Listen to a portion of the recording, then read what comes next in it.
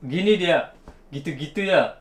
Kalau gitu pernah kencang di perut, di perut. Kalau muka sama lumayan lah, nampar tapi nampar pakai ini. Pak. Masa? Iya, cuman nggak berkenan gitu loh dia. Halo semuanya, assalamualaikum warahmatullahi wabarakatuh. Kembali lagi bagian 2 korban bully. Mantap. Jadi ini lanjutan dari yang kemarin. Seperti judulnya, apa dampak dari para korban bully yang ada di Jepang, di pabrik. Khususnya aku, apa yang sudah berdampak setelah dibully selama sekian tahun oleh orang Jepang yang di perusahaan. Jadi dampaknya itu bermacam-macam ya. Bisa gempa bumi, longsor, alah. Maksudnya dampaknya itu bermacam-macam. Jadi itu tergantung dari orangnya. Ada yang terdampak stres, trauma, takut ke Jepang, sampai ada yang gila, pada kabur, paling parah kabur lah ya, yang nggak kuat di perusahaan kabur, ilegal itulah salah satu faktor kenapa juga Kensuke banyak kabur ya. Bukan cuma hanya kerjaan yang berat, terus sering dibully, akhirnya mereka kabur. Tapi beda denganku, karena waktu itu aku tuh benar-benar, kita ya sebelum ke Jepang itu kita disumpah kalau waktu di programku dulu ya, kita di hadapan kedua orang tua kita itu disumpah bahwa tidak akan kabur, akan menyelesaikan kontrak selama 3 tahun. Pokoknya waktu tes tuh ketat banget dulu waktu programku ya. So itu aku pegang terus ya. Aku juga nggak mau kabur, walaupun berat banget ya, pengen kabur tapi harus selesaiin. Karena dampaknya negara kita rusak, terus nama daerah, nama tempat penyaluran, program rusak, keluarga rusak. Aku mikir sampai sana ya, sehingga aku kuat-kuatin aja ya, tinggal di perusahaan ini mau bagaimana lagi. Soalnya NTB, Lombok ya, itu udah di blacklist kalau nggak salah 8 tahun. 8 tahun di blacklist, nggak boleh ngirim tenaga kerja ke Jepang. Karena ditahu orang Lombok tuh, NTB, Provinsi NTB suka kabur. Dibuka lagi kesempatan untuk merekrut yang dari NTB, dan yang angkatan pertama yang baru masuk itu adalah aku. Nah, masa baru diberikan kesempatan terus aku kabur, kan mikir ke sana kan, mau ndak mau pahit, telan terus di perusahaan ya, dibully lah, disiksa lah di sama orang Jepang, di sama si Mukai kan. Sabar sabar, aku bilang sabar, lagi 1 tahun, ngitung tanggal terus, ngitung bulan, lagi 1 tahun. Kenapa aku paling lama dibully di perusahaan? Karena di perusahaanku itu kan 5 orang. Jadi orang yang paling pertama atau yang baru masuk wajib dibully. Ini semua udah kena bully semua ini. Nanti yang baru masuk wajib dibully. Misal, aku cuman jadi kohai selama 2 bulan, ada masuk lagi baru. Yang baru dibully, masuk baru lagi. Yang baru tuh dibully, ini nih naik, dilupakan, agak jarang diganggu lah gitu. Jadi, yang baru-baru tuh begituin lah, dianiaya lah gitu. So, kenapa aku yang paling lama? Karena selepas aku masuk tuh 2 tahun nggak ada kohai. Aku masuk, senior pulang paling tinggi. Nah, aku yang masuk 2 tahun aku nunggu, kohaiku nggak ada. Coba bayangkan, 2 tahun aku selalu yang paling bawah, aku aja yang disalahin, di ijime, dibully, semua pokoknya dipermainkan. Stres aku tuh. Selalu nanya, ini kohai kok nggak datang-datang ya, aku sudah nggak tahan kan. Akhirnya datanglah kohai. Tapi itu aku sudah sebentar lagi mau pulang, datang kohai baru lepas dari godaan syaitan, terus datang kohai ini yang dihajar langsung lah, baru aku bisa nafas. Tapi kohai yang baru datang ini baru beberapa bulan kerja, datang kohai baru lagi.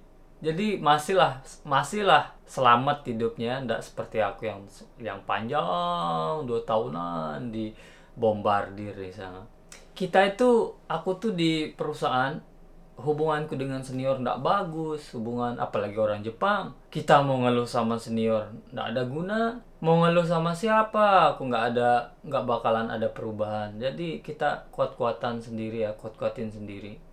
Seperti yang aku bilang, karena aku merasa di perusahaan sendiri ndak ada tempat ngeluh, aku keluar nyari teman di taman, aku cari sahabat-sahabat. Terus aku punya teman sebelah perusahaan, orang Bandung, jadi aku selalu main sama dia, tukar pikiran, curhat, walaupun tidak mengubah keadaan di perusahaan, tapi adalah tempat menyalurkan isi hati kan.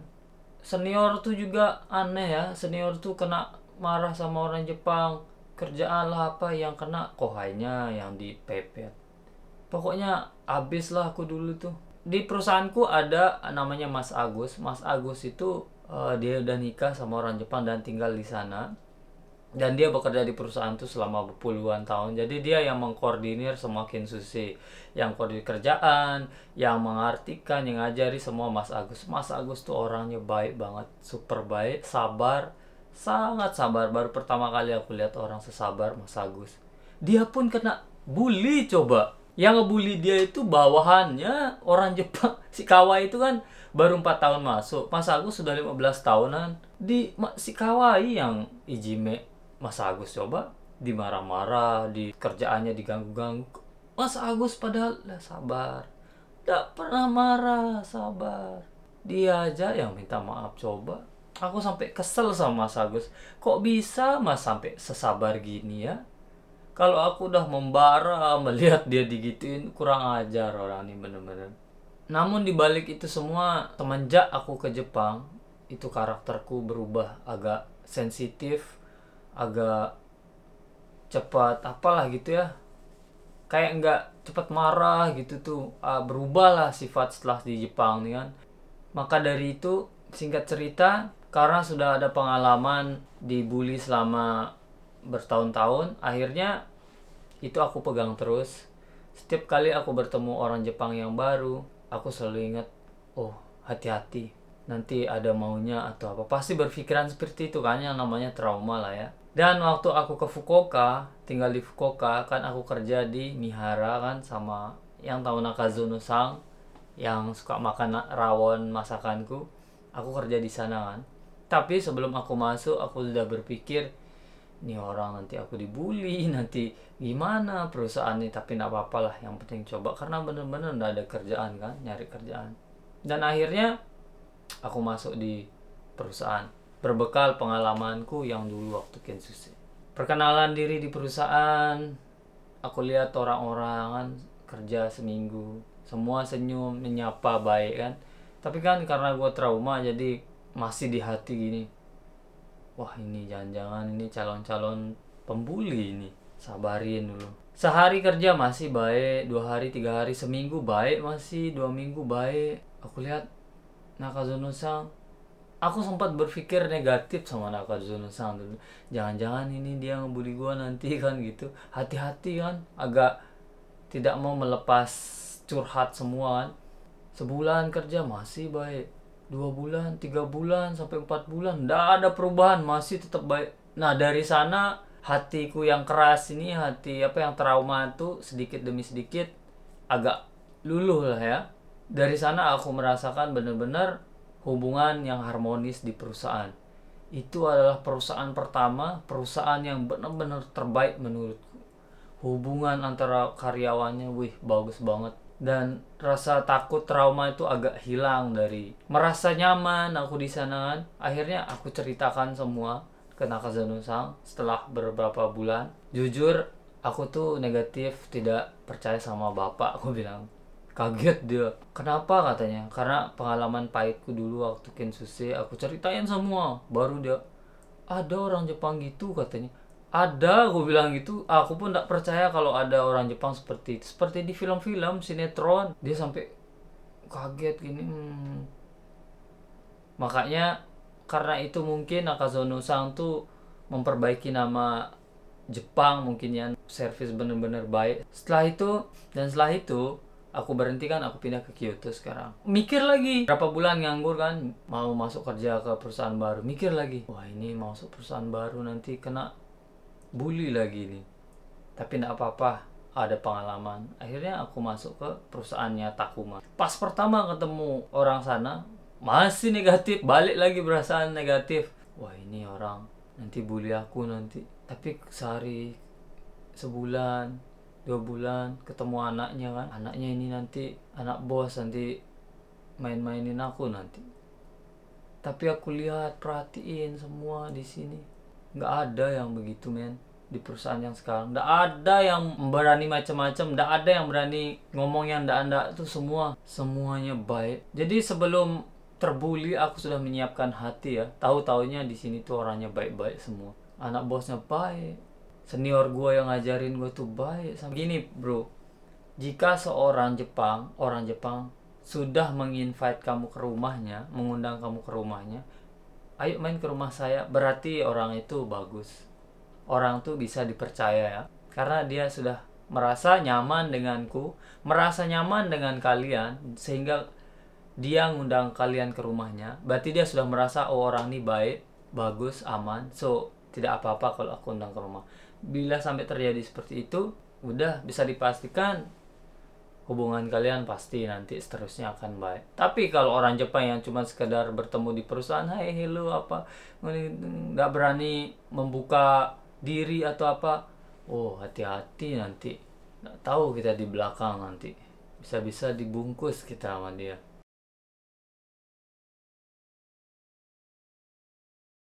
So jadi minasang, aku sudah terhubung dengan kohaiku. Namanya siapa? Namamu? Noer Udin Yahya. Namanya si Yahya. Jadi kohai maksudnya ini sebenarnya pas zaman aku kerja itu kohaiku semua sudah pada pulang ya. Karena sudah berapa tahun? Sudah 6 tahunan ya. Jadi si Yahya ini masih kerja di perusahaan yang tempat penyiksaan dulu tuh ya. Jadi si Yahya ini waktu aku ke Jepang beberapa kali, aku main ke perusahaan, ketemu dia lagi, oh yuk kerja di sini ya, iya katanya. Nah jadi berarti kamu kohaiku ya, walaupun kita sudah beda berapa tahun. Karena sekarang aku lagi telepon dia, kita tanya-tanya tentang kabar perusahaan yang lama ini. Halo Yahya. Halo bang. Sehat? Gimana sehat? Alhamdulillah. Aman nih. Aman. Ini kita mau tanya-tanya, ini kemarin kan sudah bikin video tentang cerita pengalaman waktu kerja di Jepang, gimana kisah-kisahku kan. Banyak sekali kisah-kisah yang pahit manis di sana kan. Tentu tahu kan lah. Pahit. Mungkin teman-teman ada yang agak sedikit ragu, mungkin gimana ya. Akhirnya aku teleponin orang atau kohai yang sedang bekerja di perusahaan pembantaian ya. Dulu waktu zaman aku kerja di perusahaan tuh memang aku sering dibully sama si Mukai. Oh Mukai. Ya. Iya. Jadi dia itu ngebully aku tuh 2 tahunan lebih. Oh. Sama Shaiton tuh ya, sama si Kawai dulu kan. Tapi si Kawai katanya udah berhenti kan di sana kan. Nggak tahu Kawai? Nggak tahu. Oh, nggak tahu. Cowok apa cewek? Cowok. Berarti zamanku dulu Pak Kawai namanya sama si. Tapi yang masih si Mukai kan masih hidup di sana kan? Masih dia. Hebat, dia hidup ya. Kenapa orang-orang seperti itu nyawanya itu kekal? Memang harus ada gitu bang. Jadi imbang dunia itu bang. iya, ini kita perintahnya itu bang. iya, terus ini kamu lagi berapa tahun di sana? 2 tahun lebih 2 bulan. Aku bulan 8 aku. Tahun depan? Tahun depan bulan 8. Pulang. Jadwalnya pulang. Iya. Nah, berarti siapa yang paling senpai sekarang? Ya aku. Woi, paling senpai. Kohai paling bawah siapa sekarang? Kohainya belum datang bang ini. Berapa baru datang satu nih. Satu. Berapa? Tahun, bulan 2. Berapa orang sekarang Kenzuse di sana? 3. Kok 3 dulu? Harusnya 4 harusnya, tapi kan diundur corona nih kan. Harusnya bulan 12. Bulan 10 awalnya bulan 10. Mas tahun depan diundur tahun depan. Oke. Kita langsung ke poin aja ini. Gimana ini cerita-cerita waktu kamu masih jadi angkatan pertama atau masih sampai sekarang sering dibully sama si Mukai? Sekarang sih mending bang. Kalau dulu kan kerja di Purwa ya sampean. Iya. Jadi itu kerjaanku dulu. Itu kerjaanku yang Furoa. Furoa itu maksudnya floor ya. Furoa itu bahasa Inggris, dibikin floor jadi Furoa. Aku kerja di Furoa jadi sama si Mukai. Dia yang tukang masukin barang. Nah itu penyiksaannya pedih banget tuh, brengsek orang tuh. Itu kan namanya sekarang brengsek gitu. Itu kan namanya brengsek, itu udah memang namanya udah dari dulu itu. Oh dari dulu. Udah dari dulu. Dari zamanku udah namanya nama brengsek, semua kasih julukan brengsek ya. Masa ndak ada yang berani mukul si Mukai? Aduh, itu kan emang aku dari senpai ya gitu ya. Jangan sampai mukul lah. Karena kan tetap langkah kita sama orang Jepang. Dia bisa ngomong bahasa Jepang, kita nggak bisa ya. Itu dia. Itu kemarin aku ngomong di video, aku bilang kalau ndak mau dibully tuh, pelajari bahasa Jepang perdalam biar lu bisa balik kata-katanya dia. Bikin dia sakit hati juga. Jangan mukul. Dia sakiti hati kita, kita juga harus bisa sakiti hati dia biar dia panas. Tunggu dia mukul biar dia penjara sekalian. Iya, kalau mukul deh. Bisa penjara ya mukul ya. Iya. Laporin bisa. Itu si Mukai paling parah pernah ngapain sama lu? Paling parah ya pernah nonjok sih mukul cuma pelan. Gini dia. Gitu-gitu ya. Kalau gitu pernah kencang di perut. Kalau muka cuma lumayan lah, nampar tapi nampar pakai ini. Wah, Masa? iya, cuman nggak bergerak gitu loh jadi ya aku anggap biasa lah. Anjir. Aku tuh ndak pernah sampai digituin. Paling dia paling parah itu muka tangannya di mukaku diginiin, ditepelin gini. Gini-giniin ah. Ayo aku bilang gini, pukul ayo aku bilang. Kalau berani pukul aku bilang gitu. Bener, ancam balik suruh mukul, nggak berani dia mukul. Terus masalah kerjaan apa ndak dilambat-lambatin? Kalau kerjaan ya tetep lah, dia kan cari lembur. Nggak, maksudnya dulu aku cerita sama teman-teman tuh, katanya aku kalau kerja di Furoa, dia kan tukang masukin barang kan? Iya. Pasti dia pelan masukin kan? Pelan banget. Kita disuruh sama Saco, bisa selesai jam ini, kita bilang iya, tahu-tahu dianya pelan masukin. Jalan-jalan dulu kan? Akhirnya telat. Iya, jadi dia masukinnya pas jam-jam sebentar mau pengiriman baru dimasukin kan? Iya, emang cari gara-gara dia bang. Emang orang tuh dia memang suka cari gara-gara, bener, sengaja deh itu. Katanya sih dia itu mau dipecat, cuma ya nggak ada penggantinya. Yang nyopir forklift siapa? Mas Agus kan? Mas Agus kan sekarang sibuk banget ya bang. Berangkat jam 5 terus jam 5 pulang jam 8 gitu kadang. Nggak Terus? bisa diganggu dia. Berarti Kohai yang sekarang yang teraniaya ini. Ya, dia gantiin aku bang. Terus sekarang diganggu bebas. Ya Allah, nggak ada yang berani mukul dia, heran aku. Nggak ada yang ngancem dia, ngertak dia, nggak ada yang berani. Yang pernah kalau ke Mas Agus itu, Mas Agus kan yang berani kan. Dia pernah bilang mau bawa pengacara bang. Mas Agus? Mau penjarain dia. Mas Agus? Iya. Terus? Akhirnya sekarang nggak berani main tangan dia, mukai. Oh, Mas Agus berani sudah ngomong kayak gitu? Iya. Gara-gara apa? Gitulah. Gara-gara aku yang aku sudah mau habis tangannya aku angkat tangan gini, akhirnya aku lapor ke Mas Agus. Kalau dia main tangan, mau diadain pengacara, dia bawa pengacara gitu. Akhirnya ya udah, yang penting jangan melakukan kesalahan lagi gitu katanya. Mas Agus tuh ku kasih tahu ya. Mas Agus tuh cuman bilang sabar. Sabar. Dia bingung Mas Agus tuh. Dia antara membela orang Jepang, dia ndak enak. Dia mau bela Kensuke ndak enak. Dia jadi di tengah-tengah Mas Agus. Iya betul. Jadi Mas Agus tuh cuman bilang sabar. Aku pernah ngadu sama dia. Aku berantem depan Mas Agus sama si Mukai. Ini si Dian ini ndak pernah minta maaf sama kalau salah apa aku bilang gitu. Kamu yang ganggu ini. Terus Mas Agus bilang di tengah, udah jangan berantem. Gini si Mukai langsung ya udah kita salaman katanya. Gue masih dendam tuh, gua ya salaman langsung gua. Itu salaman senyum-senyum di depan, di belakang itu nusuk lagi orang tuh, bener. Sekarang mah nggak parah lah, sekarang nggak parah dulu lah. Pokoknya udah nggak parah sekarang, udah enak. Iya. Ya, semenjak itu mau wawancara itu ya udah nggak berani main tangan lah. Tapi kan kerjaan dilambat-lambatin kan? Tetap kalau itu tetap. Dia bang, nggak ada kerjaan bang. Masuknya jam 5 pagi. Gila kan? Jam 5 pagi dia masuk sendiri loh. Nggak ada kerjaan itu. Itu dari dulu dia begitu. Apalagi temennya si Kawai, dia datang ya, masuk pagi, masukin tim K, pergi dia ke mobil tidur. Nanti pas jam kerja baru dia jalan. Kan kurang ajar deh itu. Ngeri penyiksaan dulu asli. Padahal gajinya gede ya bang. Eh, Orang Jepang kan.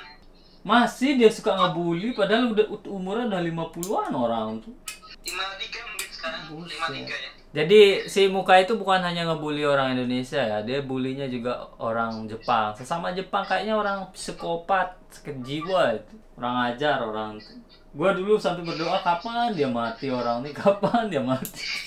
Aku juga gitu bang, mau aku cepat di pinggir jalan, mau aku Gini, kau masih hidup aja. ya, aku mikir gini.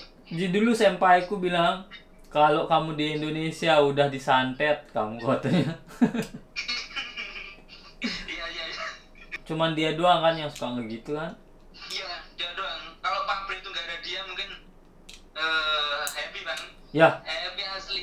dulu zaman aku, kohai-kohaiku itu ku ajak ke Sacu semua. Aku laporin. Aku bilang kenapa aku lapor Sacu? Ngelapor ke Mas Agus tuh ndak ada perubahan. Paling dia bilang sabar, sabar. Terus aku bilang sama Mas Agus, Mas, aku lapor sama bosku bilang gini katanya, ya udah lapor aja kalau berani katanya. Iya aku berani Mas, aku bilang langsung kumpulin si Rahmat, si Haris, Gigi. Aku angkat ke kantor, aku ngomongin, langsung kaget si Kawai itu sama si Muka, siapa yang laporin gua katanya. Tuh Senpai Dian katanya. Nggak berani nyentuh terus, nggak berani.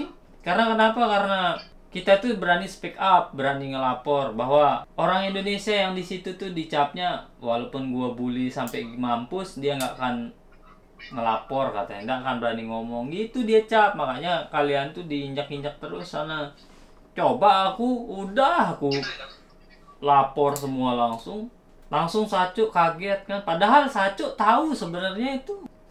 Tahu dia bos kalau kita dibully tapi dia pura-pura kayak orang bego tuh. Jadi begitulah men, ya sedikit percakapan sama kohaiku yang di perusahaan. Nggak akan berubah orang seperti itu tuh ya. Dari zamanku 2020 aku 2012 8 tahun terus dihancurin anak-anak yang masuk di sini. Kayak orang gimana? Walaupun dia kena tegur, mungkin dia nggak ngebully dengan cara fisik atau gimana sekarang, tapi dibulinya dengan cara pekerjaannya dilambat-lambatin. Mungkin anak-anak ini sekarang nggak berani ngomong ya ke bos, nggak berani speak up, nggak kayak aku dulu. Kayak aku dulu kerjaan dilambatin langsung aku laporin ke bos. Intinya gini, bodoh amat hubungan kita sama karyawan Jepang yang suka ngebully itu. Aku itu nggak peduli. Yang penting hubunganku sama bosku. Bosku ngelihat aku rajin kerja, barang terkirim, aman, bos salut sama kita, kensuse. Jadi yang ngebully itu udah nggak akan didengar. Misal dia mau fitnah kita, bos mau yang ngebully ini si Mukai fitnah kita di bos, nggak akan didengar karena kita sudah tunjukkan dengan cara kita tunjukkan dengan skill cara kerja kita. Itu kenapa bos selalu ngebela kita. Sebenarnya bosku tahu kita digituin, cuman dia pura-pura bodoh gitu tuh ya. Kalau kita ngomong baru dia, ih masa katanya. Ini aku ya pribadi, aku tuh orangnya suka bilang, tidak bisa bilang tidak ya. Aku tuh selalu bilang iya iya. Kamu lembur ya? Iya. Kamu kerjain ini ya? Iya. Padahal aku badan tidak sehat, kurang sehat. Disuruh lembur aku bilang iya.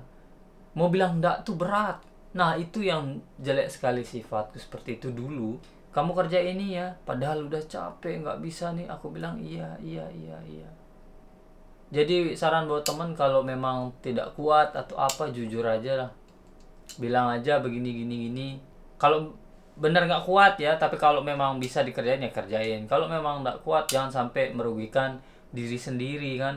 Ada yang sampai pingsan disuruh lembur padahal dia nggak kuat, saking malunya bilang iya lembur pingsan. Suruh ngerjain ini padahal nggak bisa tapi bilang iya, tahu nggak bisa terus kecelakaan. Banyak yang seperti itu aku dulu nggak bisa bilang tidak, selalu bilang iya. Itu jadikan pelajaran lagi. Makanya di perusahaanku yang di sini sama yang di Fukuoka itu belak-belakan aku ngomong, kamu bisa ngangkat ini kan? Nggak bisa, berat itu. Sekarang aku badanku kurus, ketimbang nanti aku sakit, aku ngomong aja gitu. Ketimbang aku paksain, bodo amat dia mau bilang malas atau gimana. Itu memang karena memang aku nggak bisa angkat. Di perusahaan ini kamu bisa lembur sampai ini, nggak bisa, aku cuma bisa sampai jam 7. lebih dari sana aku kayaknya kurang kuat. Udah aku ngomong jujur, oh ya udah katanya tuh ditulis di di buku ini. Udah aman. Jadi open aja lah, terbuka lah sama orang Jepang. Oke? Curhatku panjang banget nih. Karena udah nelpon juga. Oke guys, thanks for watching. Ini bagian 2-nya. Hope you enjoy. Salam New Japan. Assalamualaikum warahmatullahi wabarakatuh.